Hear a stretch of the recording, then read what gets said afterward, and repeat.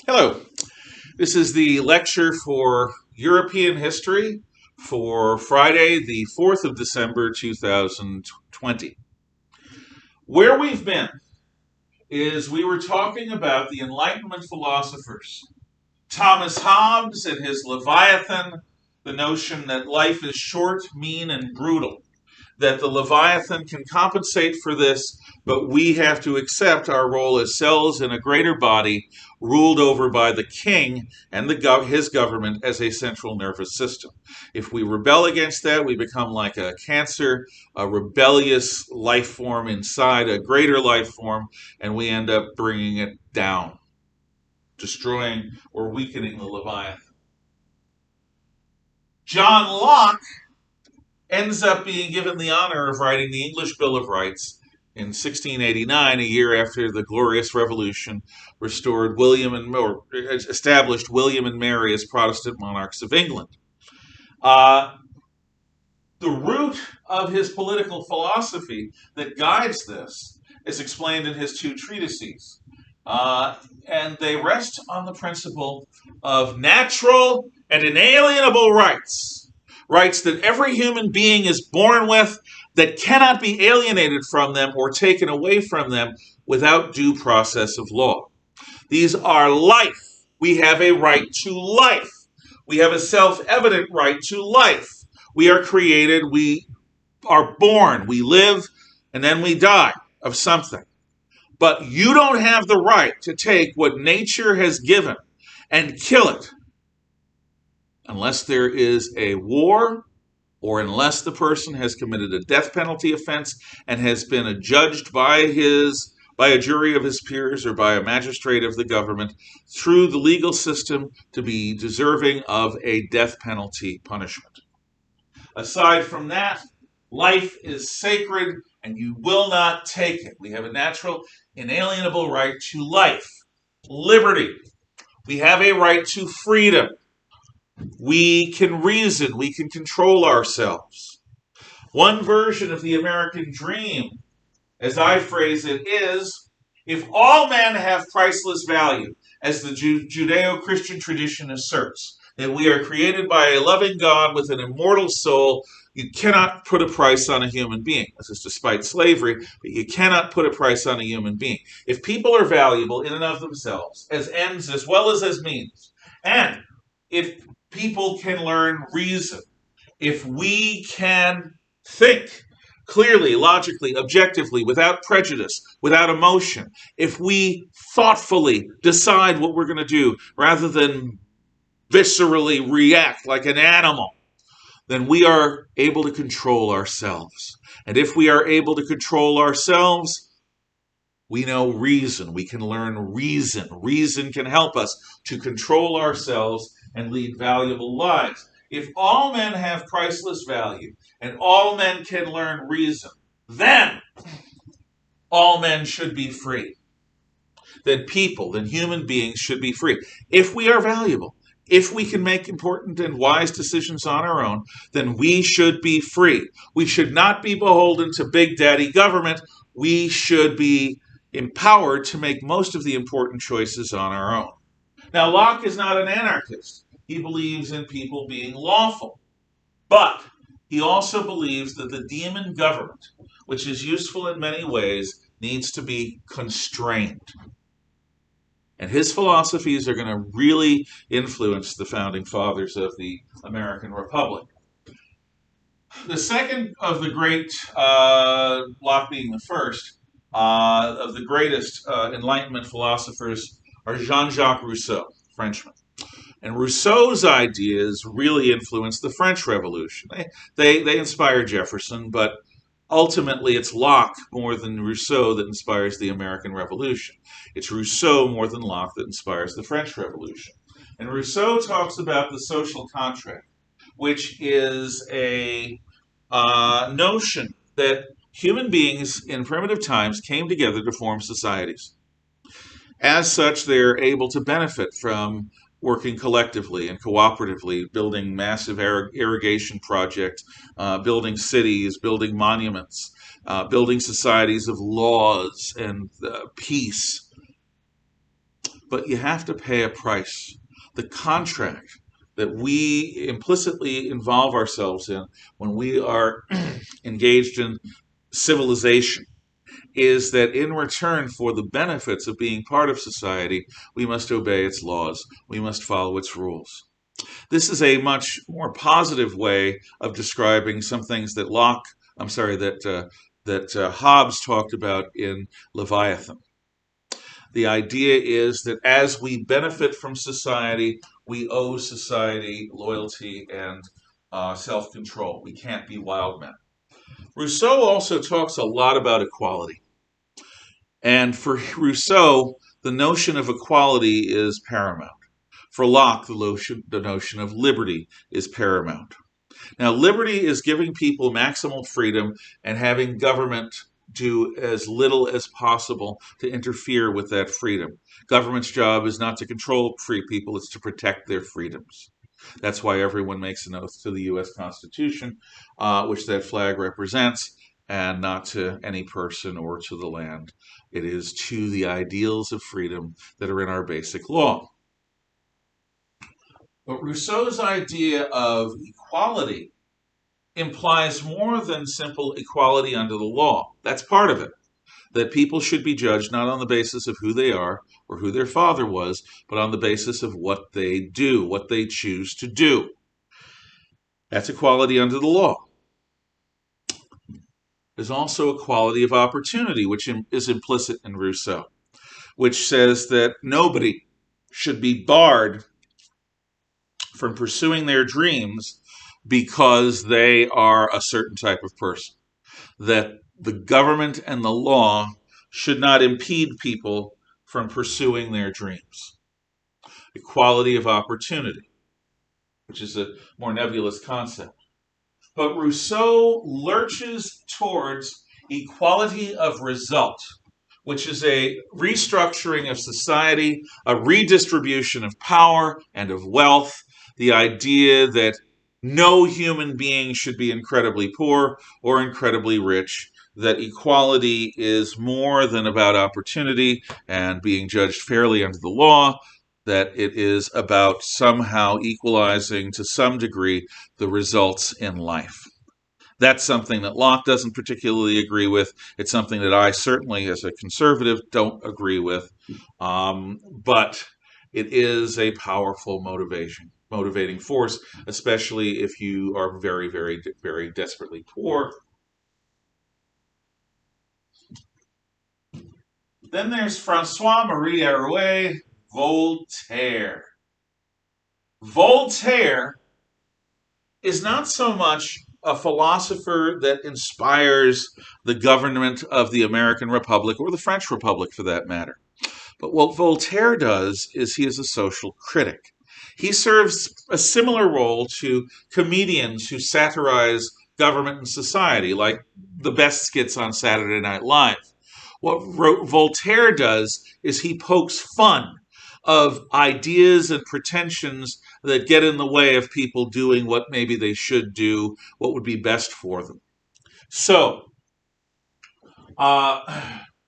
Voltaire writes a book called Candide, which you'll probably read. And Candide, one of the refrains in the book Candide is a philosopher who's a bit foolish, a bit, keeps saying, but this is the best of all possible worlds.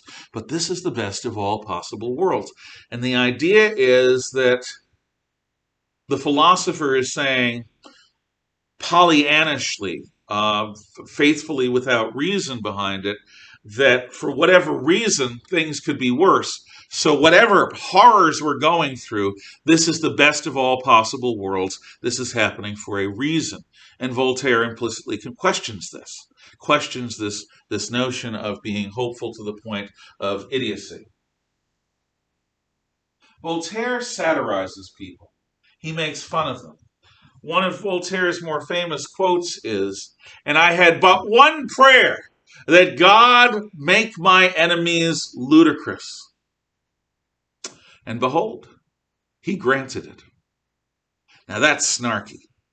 Voltaire helped write philosophical dictionary, which has a bunch of satirical meanings to various ideas and thoughts and isms.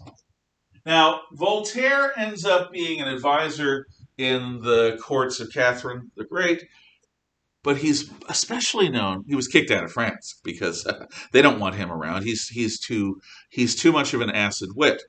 So he ends up in the court of Frederick the Great, who is an absolute monarch and absolutely rules Prussia with an iron fist.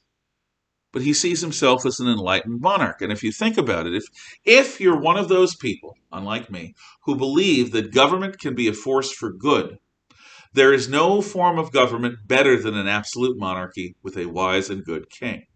Because an absolute monarchy with a wise and good king can do more good more quickly, more effectively than any other form of government, because the absolute king does not have to compromise. If the king is wise, if the king is smart, if the king is strong, the people will benefit from whatever the government can bring to bear to help those people. So Voltaire and Frederick make a partnership.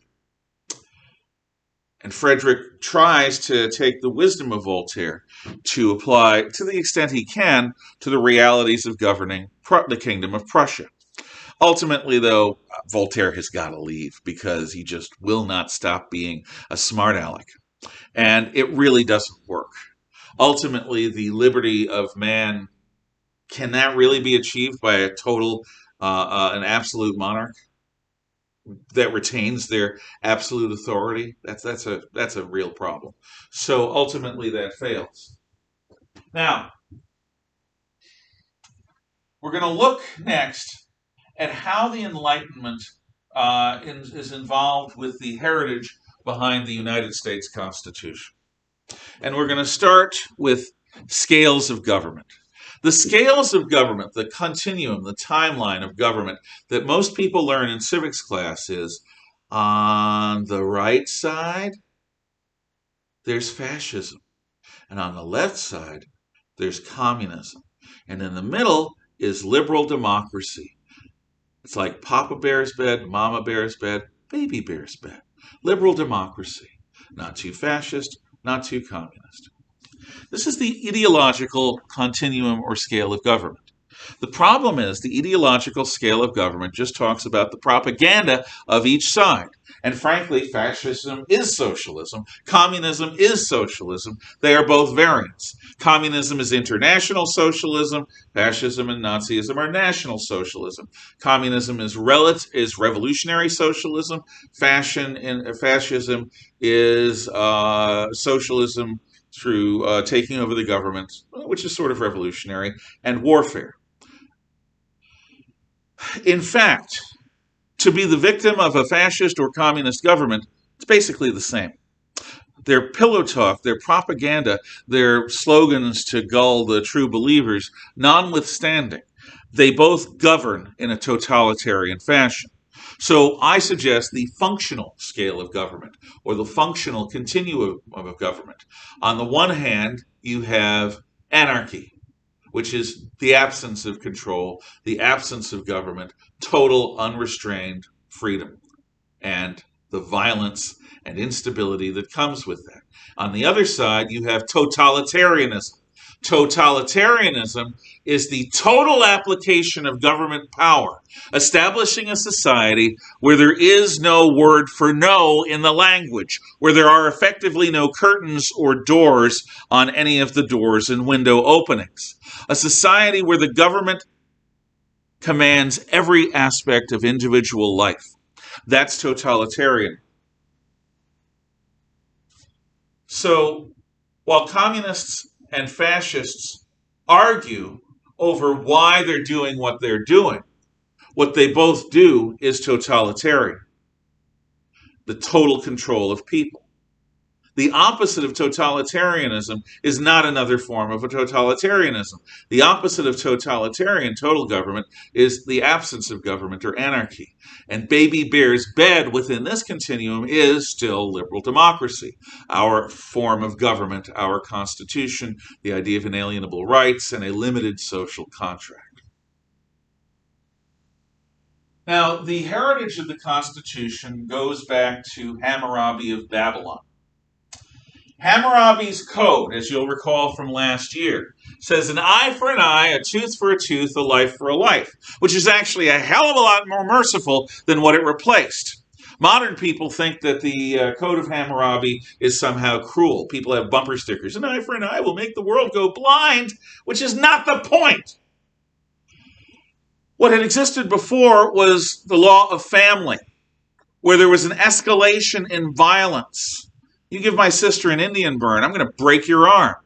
Your brother's going to cut my arm off. My father's going to kill your brother. Always escalation in family feuds. An eye for an eye justice among equals means that the worst that will happen to you is what you have been found guilty of in a court of law. It limits justice to an equivalency among equals. An eye for an eye justice is much better than a system of endless violence and endless escalation and endless revenge and retribution. And as it replaces that, it is a far superior form of law. Most modern people don't get that. But it is an eye for an eye, a tooth for a tooth, a life for a life among equals. Another law from Hammurabi's code is, if a son should strike his father, that hand shall be hewn off. Because Hammurabi's code is not simply about justice. It is about preserving the social order. So, if it's an eye for an eye, a tooth for a tooth, a life for a life, proportional and equal justice if you're equals, what happens if you are a lower class person who hurts an upper class person? You're not going to have your hand cut off. You're going to die. If you're an upper class person who harms a lower class person, on the other hand, you'll pay a fine.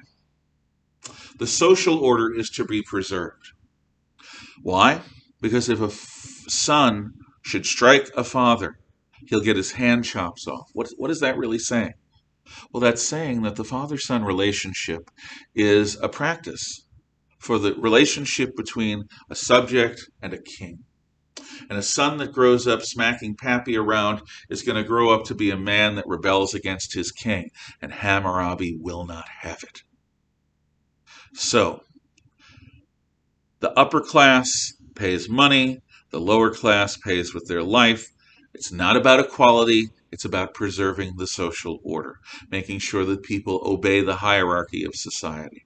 And that was good enough for Hammurabi. That is the first step we take towards our modern Constitution. The next is the Decalogue, the 10 Commandments of Moses in the Bible, in the Old Testament.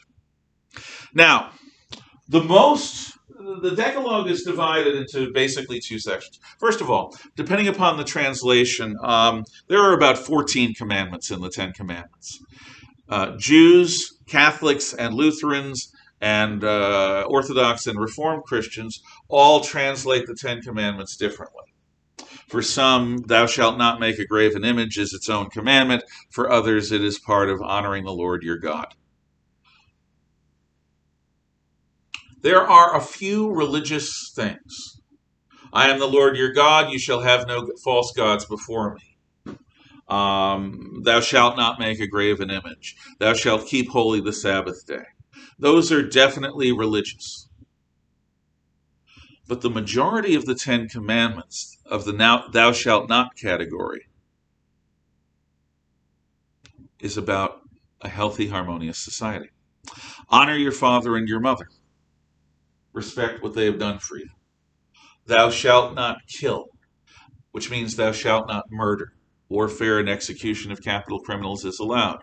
Thou shalt not steal. Thou shalt not bear false witness against thy neighbor. Thou shalt not commit adultery. Thou shalt not covet thy neighbor's goods or thy neighbor's wife. All of those things are rules for society that an atheist could say would be a good basis for society. Honor your parents. Don't encourage envy. Don't lie. Don't steal. Don't murder. Most societies, if they follow those rules, will do okay. But the notion of the Ten Commandments is God is a great lawgiver. And the Jewish faith is built around these laws of God. And they are an ancestor of the Constitution. We go further.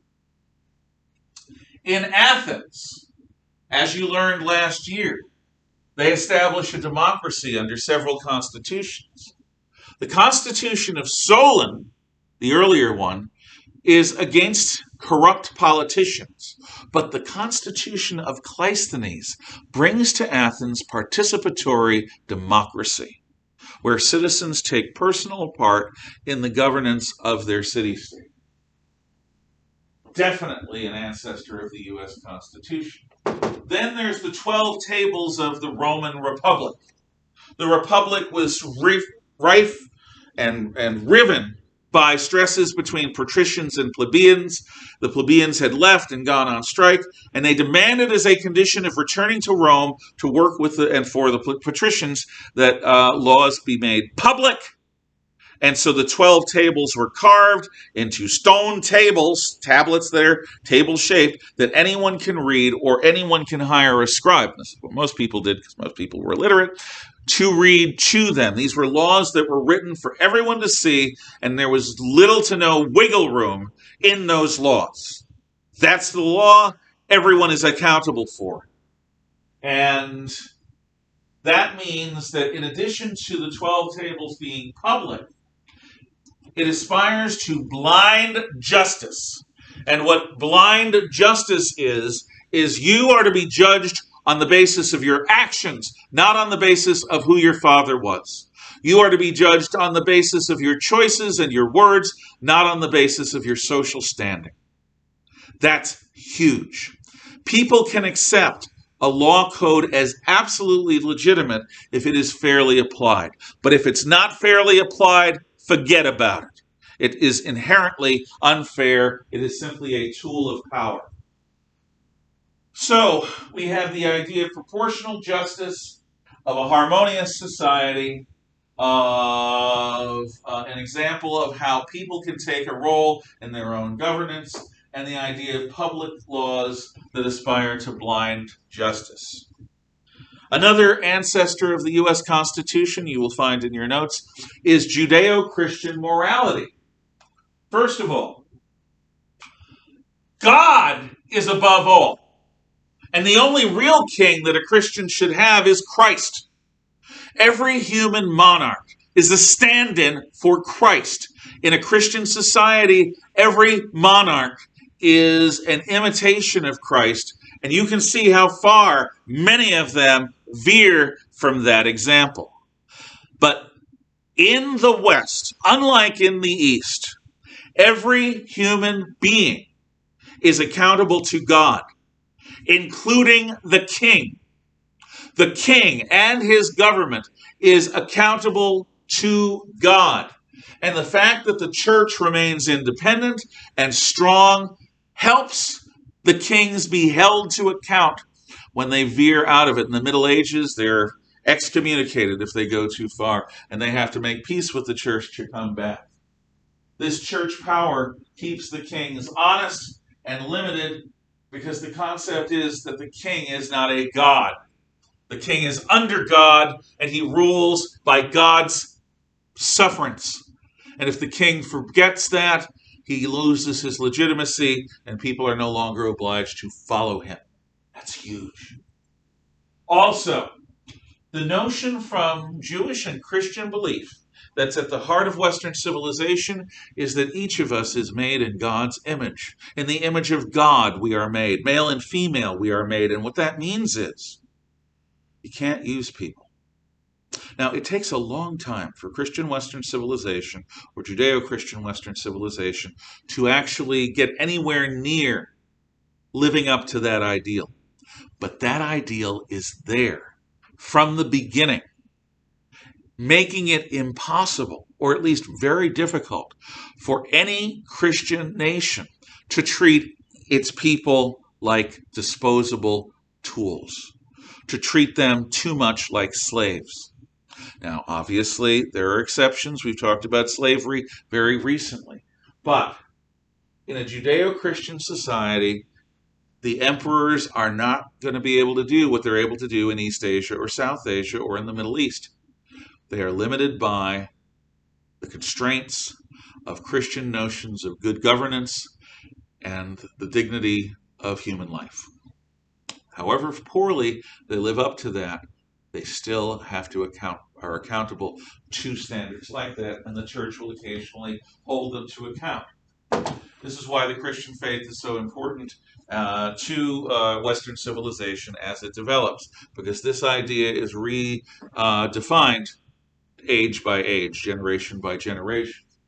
Then we come to the law code of Justinian. Justinian's code is an early Byzantine Empire law code, early in the Dark Ages, that codifies and unifies the traditions of Roman law after the 12 Tables,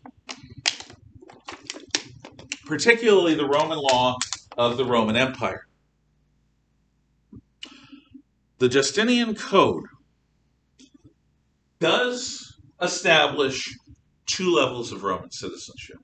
This goes back to the Emperor Caracalla in the early 200s, who gave all freeborn men within the empire Roman citizenship, while at the same time stripping Roman citizenship of its privileges. Before that point, Roman citizenship was what everyone who didn't have it strove to have, because it protected them, it gave them certain rights, it gave them certain privileges, and in fact, legally, they were as Roman as anyone from the Capitoline or Aventine hills. The two layers of civilization, of citizenship, are the honestiores, the honorable ones, and the humiliores, the humble ones. The Code of Justinian establishes different standards of law and justice for the upper class, the honestiores, and the lower class, the humiliores. But it at least shows the way that Rome governed itself and its empire in an orderly way that wasn't fundamentally unjust. Unless you want to argue the distinction between non-citizen and citizen, and later humiliore and honestiore were in fact unjust, and the Romans did not think that. They thought social class was as self-evident as the sun rising in the east and setting in the west. Some people are born to lead, and some people are born to follow. Roman citizens are equal in many respects, but are expected not to be equal. They're in a hierarchy in others. It's like we're all soldiers, but some of us are officers, and some of us are sergeants, and some of us are private soldiers. England has its Magna Carta. Magna Carta is something King John has to sign, which we've talked about, but I'll remind you of the two high points. King John agrees that the King of England is under the law. This is going to help establish England as a nation of laws, not a nation of men, as a nation where the law is stable enough that an entrepreneur can truly trust that if they put their time and effort into developing a new idea or invention, that it won't be stolen from them, that the laws will protect their property and their intellectual property. This comes from the king no longer being a free agent above the law. Also, the king cannot command new taxes. He has to ask the parliament, ultimately is what it is, the barons at first, he has to ask the representatives of English people for that money. And they can choose to say yes, or they can choose to say no. The Protestant Reformation.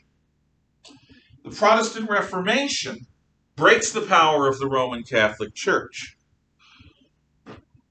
But one of the things that both sides, Catholic and Protestant and Reformed, all sides should I say, end up establishing as sacrosanct is that a person's prime duty should include a duty to serve the morality of their faith.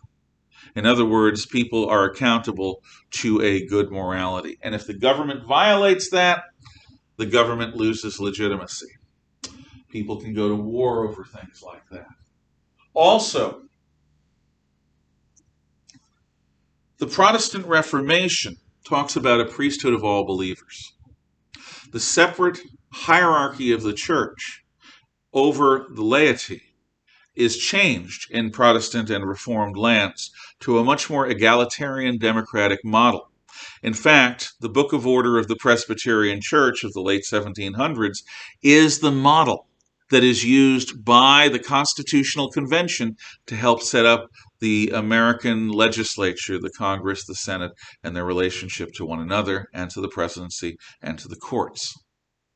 So this notion that all people can take part in important decision making and important ideas is going to lead to the Constitution.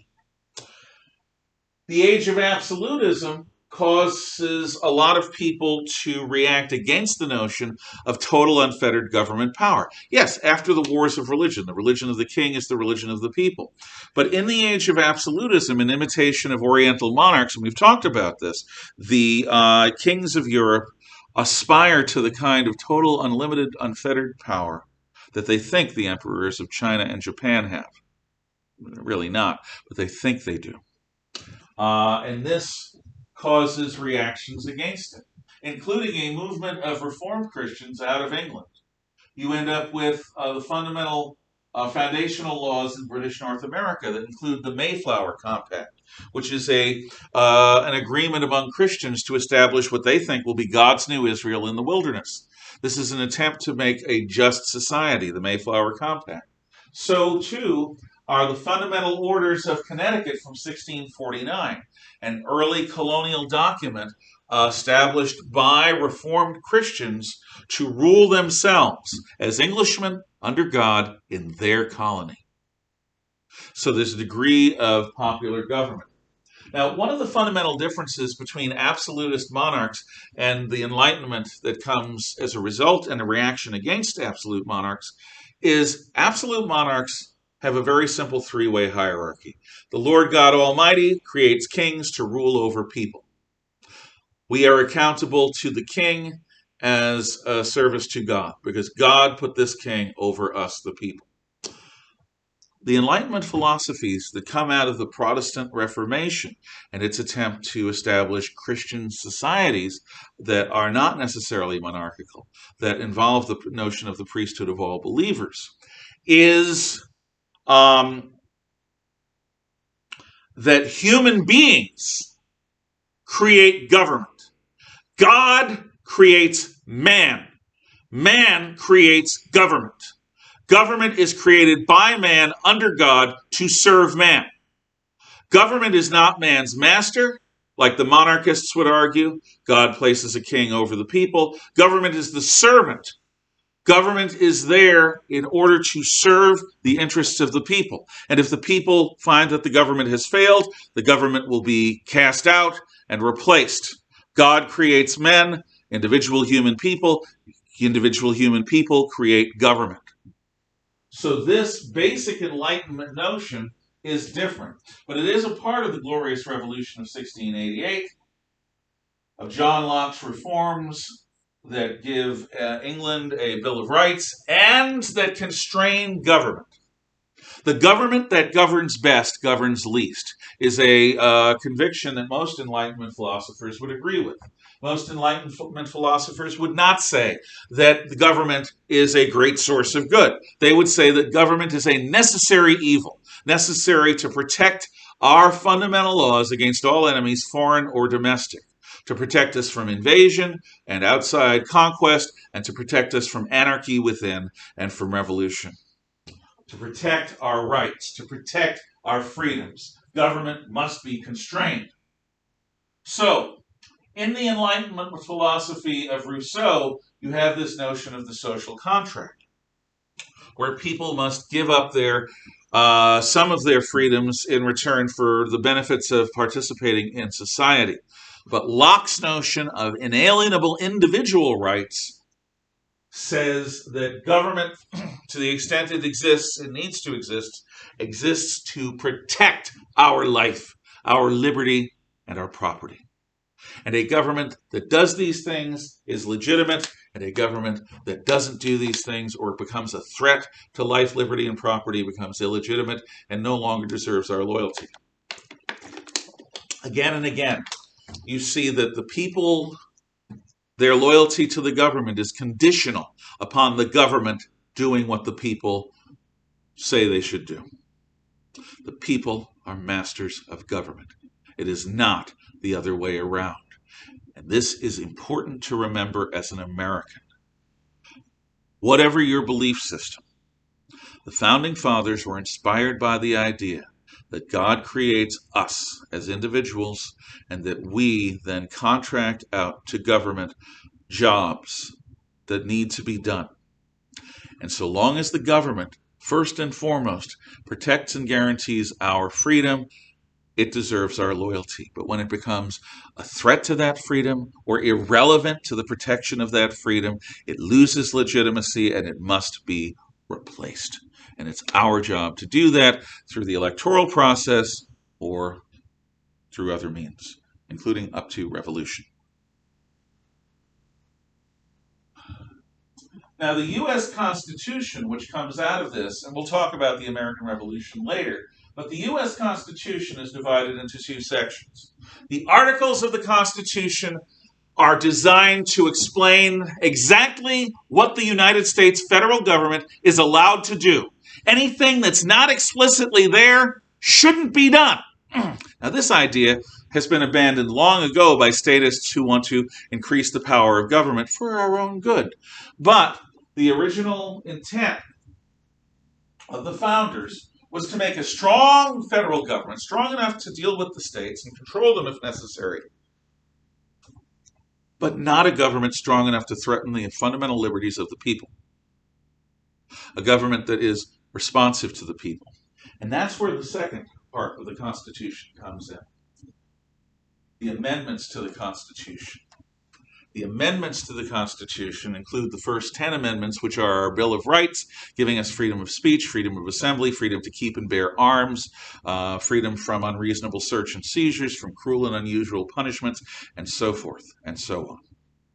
These freedoms were decided, our founders decided, some of them anyway, that they were necessary to prevent the creep of bureaucracy that always exists, that a bureaucracy is constantly looking to justify itself by expanding its power.